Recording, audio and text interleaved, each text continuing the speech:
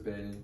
So today's coaching session, we're going to go over the lesson that you did today, essentially, and talk about what I told you we were going to talk about. So tell me about the lesson from today. So they're learning about like how people notice when their rights that were promised to them by the government aren't matching their daily experiences, and we focus on the 14th Amendment. And so we read like an overview of the 14th Amendment and kind of like what the promises of the 14th Amendment were, and kind of like what the historical reasoning for these promises was, things like that.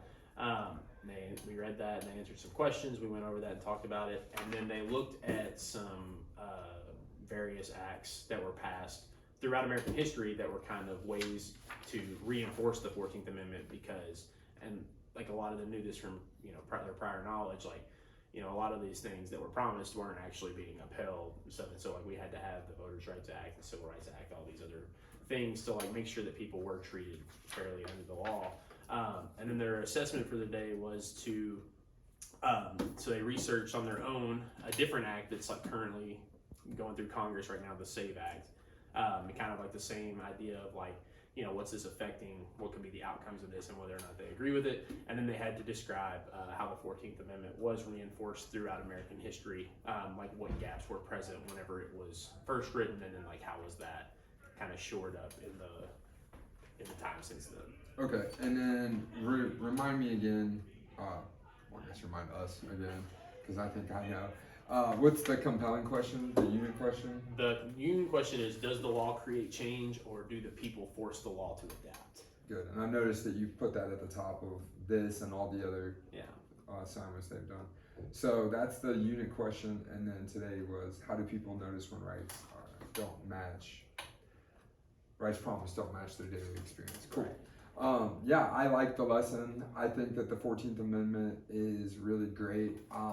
One thing I've noticed with this 14th Amendment thing is like you kind of like create this aha moment with students of this age, 16-ish years old, where you're like putting together a lot of prior knowledge, right? So like they know about the Civil Rights Movement, and if they don't know, they know about Martin Luther King. Right. And sometimes it's kind of strange. I guess it just means we're getting old. But they have trouble placing like the 1950s. Yeah. But obviously most of them know that there wasn't slavery in the 1950s. Right. But so when we talk about the Civil War, which a lot of them know the Civil War, but if not, we can quickly remind them. They know that okay, after Civil War, no more slavery, but there's a gap. Where Martin Luther King becomes necessary in the 1950s, right? We got to like do something, and they know about segregation and stuff like that. Right. And so I think it's been interesting to show the students like, hey, there was like the whole time, there was this 14th Amendment that we passed that was getting ignored. Yeah, states were just like, nah, we're okay. Right, and so going through that, like I said, I love the compelling question of this unit. Because there's different, do people change the laws or do laws force people to adapt? And this is just really good. So, what do you think went well in the lesson? I think they really were able to grasp on to like the historical nature of the 14th Amendment, like and do that connection to their prior knowledge, like that aha moment of like, they were able to be like I asked them about with like the citizenship part, like who are they giving citizenship to that would have been born in the United States at this time that didn't have citizenship, and like they thought about it for a second. They're like, oh yeah, the people who had been enslaved. Yeah, I noticed that. And they were like you kind of see that they're like, oh yeah, this makes sense, right? Like in this thing of like stuff that we haven't really talked about in here directly, but they like already knew it without even realizing it. And so I think that went really well. Like they were really, and like I think that kind of like made them a little more engaged with this because they're like, oh, I know this stuff already too, right? Like I'm not. This isn't anything new. Like I'm very comfortable with this knowledge, and like I know, like what's going on and all that stuff. Mm-hmm. So on our agenda, I've got number 3 up here. I kind of skipped to 4, but let's do 3 and 4 at the same time. So 3 says we're going to talk about the understanding of the concept of the task and instructional core. Do you remember that when we talked about that? I think so. So Relatively. instructional task is like what the students are actually doing. Right. So there's always hopefully a very small gap between what we planned for the task to be and then the observed student task. Right. So how do you feel about that? Like, do you think that like this went as you planned it, or did the students do differently? Or I think for the most part, it went like pretty well as planned. There were some parts like this second question that I like when I was like circulating around, like looking at what they were coming up with there was like a gap in like I thought they would be able to build those connections better than they were, but like they were like their answers were just like very like general and like not specific to like actual things that were being protected by each clause of this.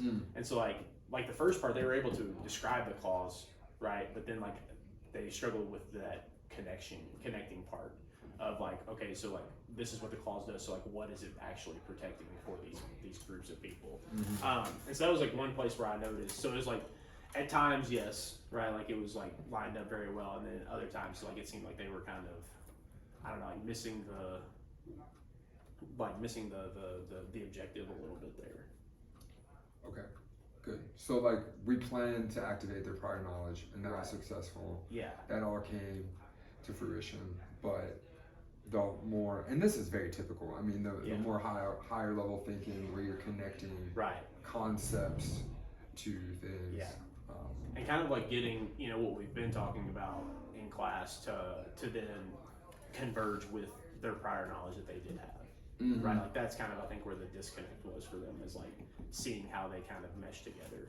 Okay. There. So what do you think we could? So with the instructional core, there's three components. Right. You know, the students, the material, and the teacher. So let's start with you. So what could you maybe have done differently? So I think I guess being more intentional with these like clauses, and maybe like, you know, when we were having discussion like during reading, like having them in their heads like go ahead and start like, okay, like, well, what does this remind you of that we've talked about maybe like in the last few weeks, like building those connections to help them, like scaffolding them to that better, I guess, instead of just like, you know, kind of asking them and just expecting them to be like, oh yeah, I know how this is connected to the things we've already learned, because I know they know these things, right? But then it's like, but the disconnect was like whenever it came time to do it, like I guess the presentation of this part or what was confusing for them, they didn't see the connection. So I guess like giving them more of like a scaffolded approach. I wonder too, because we've done this course so many different ways since we kind of started it a few years ago. I wonder if maybe we connect this, because this question is so good, but really if you look at it, like the citizenship clause, we're talking about, or the due process clause too, like the life, liberty, property. We're talking about natural rights stuff that we covered way at the beginning of the year. Yeah. So would it make, this is just something to think about maybe in our future PLT meetings, like would it make more sense to change the order and to kind of go straight through this? Does that make sense? Yeah. And to, you know, John Locke, Right. the Constitution, why it was such a brilliant document, and then immediately go into The civil liberties. Civil liberties, yeah. Yeah. That probably would like help them, you know, like make those connections, because then it's not, I mean, like the time that's passed, like that was 6 months ago. Yeah. And so yeah, so I think that probably would be like easier for them to be able to like piece these things together, because it's like, you know, now like whenever we ask like the natural rights question, like whenever we talk about life, liberty, and property, like some of them were like, oh yeah, it's natural rights, and some of them were just kind of like, you know, like you could tell like they remembered it, but they weren't like completely still sure of like what to call, like, you know, how that all went down. So yeah.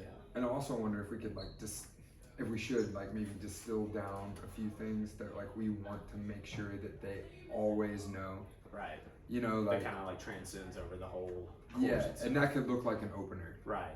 Where we just like are constantly saying like, hey, what are your natural rights? Yeah. And then we go in, and then it kind of maybe, yeah, I'm thinking maybe like for this lesson even a different opener where we're what's the word I'm looking for? Activating that prior knowledge. Right. Yeah.